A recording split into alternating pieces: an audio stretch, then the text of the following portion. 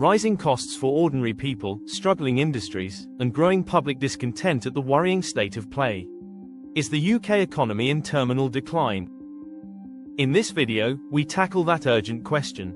We pull back the curtain to see what's behind the headlines. How did we get here, and what does the future hold for the UK economy?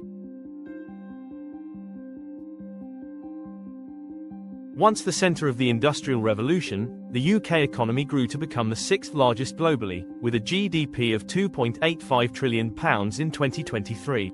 But growth has slowed significantly, with GDP expanding by just 0.4% in 2023, far below the global average of 3.1%. Indeed, recent figures show the UK economy shrunk across September and October 2024, showing signs of a worrying slowdown.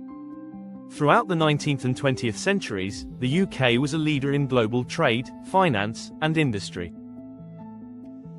From coal production to textiles, the economy set the stage for modern capitalism. By the early 2000s, the UK had transitioned into a service-driven economy. Today, services account for 79% of GDP. But dependence on services, especially finance, leaves the economy vulnerable to external shocks like the 2008 crash.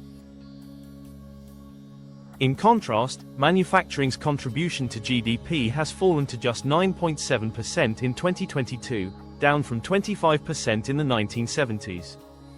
This shift raises concerns about sustainability and economic diversification. The impact of Brexit, which we will go on to explore, is even more important to the UK in the context of its dependence on services as opposed to manufacturing.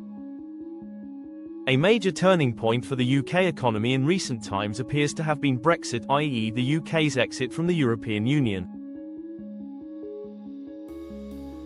Brexit introduced trade barriers, customs checks, and regulatory differences that disrupted long-standing supply chains. Many businesses report higher costs and longer delays for goods moving between the UK and EU.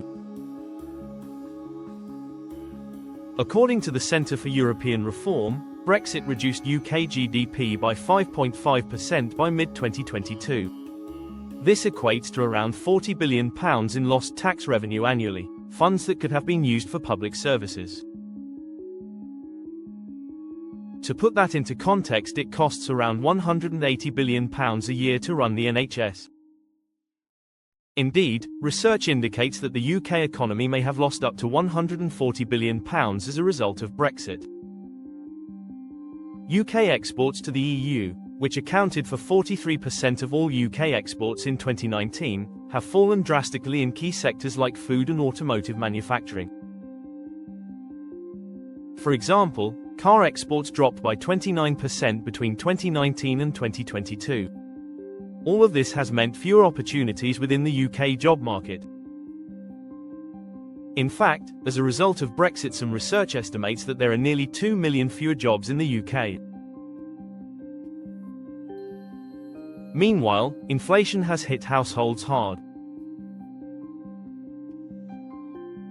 Food prices surged by 19.2% in 2023, forcing millions to turn to food banks. Essentials like bread, milk, and eggs now cost 30–50% more than 2 years ago. Energy costs have been a key driver of inflation. In 2023, 7 million households were estimated to be in fuel poverty, spending more than 10% of their income on energy bills.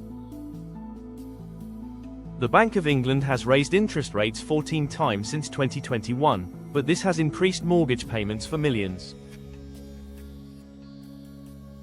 Average rates now exceed 6%, doubling costs for many homeowners. This has had a significant impact on millions of people as mortgages typically make up the largest expenditure for most households. All this has played out in the midst of a serious decline in the retail sector. Between 2017 and 2023, 50 major retail brands declared bankruptcy. Iconic names like Debenhams and Topshop disappeared, leaving a gaping hole in UK high streets. You don't have to go far these days to notice vacant units on UK high streets that were once thriving. While online retail has grown to account for 30% of all sales, this shift hasn't compensated for the job losses in physical stores. Nearly 150,000 retail jobs were lost in 2022 alone. The challenges aren't just economic. With declining high streets, communities lose a sense of place and identity, increasing urban decay and social isolation. Once a symbol of the incredible power of the state, the British NHS is now buckling under the weight of the ever-increasing demands placed upon it. The NHS backlog isn't just a number, it represents people waiting months or years for critical care.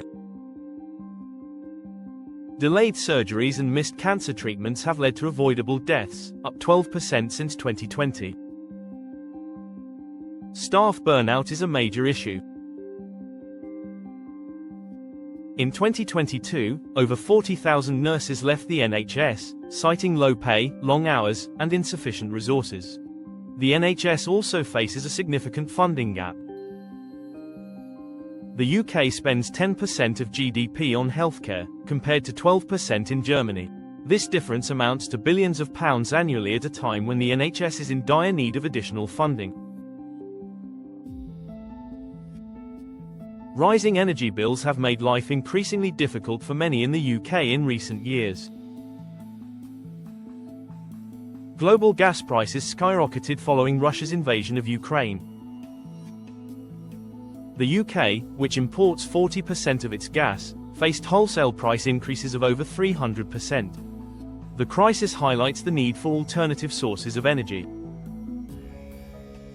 Despite being a leader in wind power, the UK lacks sufficient storage infrastructure to fully utilise green energy. How does the UK economy compare to others in terms of productivity? In the UK, it takes workers 5 days to produce what German workers achieve in 4. This productivity gap costs the UK economy £300 billion annually. The gap stems from underinvestment in training and infrastructure. While Germany spends 2.8% of GDP on apprenticeships, the UK spends just 1.3%. Another issue is low capital investment. UK companies invest only 10% of GDP into growth, compared to 18% in France. There's no doubt the UK has faced some serious headwinds in recent years and continues to grapple with real issues in the present.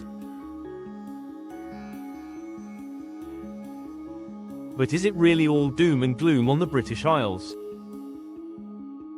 We think not. Every nation, no matter how great, will always face its challenges. But there are plenty of reasons for optimism for the future of the UK economy.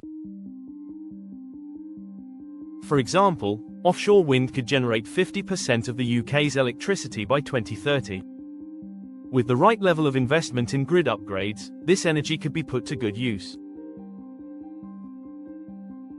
Similarly, AI and biotech are growing sectors, though the UK lags in research funding and more needs to be done to take full advantage. To thrive, the UK must balance investing in growth and innovation with addressing foundational issues like housing, healthcare, and education. It is a challenge it must be willing to meet if it is to reassert its once lofty position on the world stage. Subscribe to the channel if you enjoyed this video for more great content.